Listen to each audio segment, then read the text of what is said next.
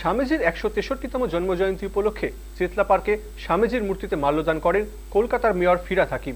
মাল্যদানের পর সাংবাদিকদের প্রশ্নের উত্তরে তিনি জানান, উগ্রবাদ কখনোই মাথাচাড়া দিতে পারে না। সাময়িকভাবে কিছু সমস্যা তৈরি করলেও শ্রীরামকৃষ্ণ এবং স্বামীজি যে পথ দেখিয়ে গিয়েছেন সেই পথেই দেশবাসী পরিচালিত হবে।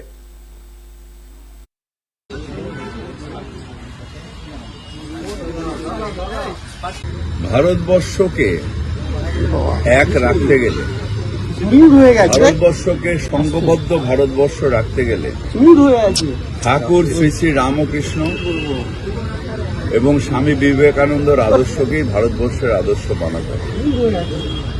যারা উগ্র হিন্দুবাদের নামে ভারতবর্ষের ঐক্যকে নষ্ট করার চেষ্টা করছেন, তাদের পথটা ভারতবর্ষের পথ নয়। ভারতবর্ষের পথ স্বামীজির পথ, যেখানে সবাইকে নিয়ে চলা, জাতিভেদ ধর্মভেদের ওপরে উঠে গিয়ে মানব সেবাই হচ্ছে প্রকৃত ঈশ্বর সেবা। সেটা শিখিয়ে গেছেন স্বামী বিবেকানন্দ এবং সেটার দিকেই ভারতবর্ষকে এগিয়ে যেতে হবে। এই যে স্বদেশ মন্ত্র এখানে লেখা আছে, স্বদেশ মন্ত্রতেও ভারতবর্ষ দেশের প্রতি নিজেকে সমর্পিত করতে হবে। স্বামীজির শিক্ষাটাই ভারতবর্ষকে এগিয়ে নিয়ে যাবে।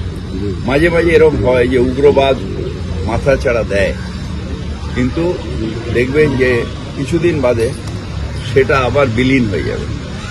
সেখানে স্বামীজির আদর্শ ছিল, স্বামীজির আদর্শ আগামী দিনে থাকবে এবং ভারতবর্ষকে ঐক্যবদ্ধ ভারতবর্ষ রাখতে গিয়ে স্বামীজির আদর্শ এবং ঠাকুর শ্রী শ্রী রামকৃষ্ণের আদর্শই ভারতবর্ষকে এগিয়ে নিয়ে যাবে।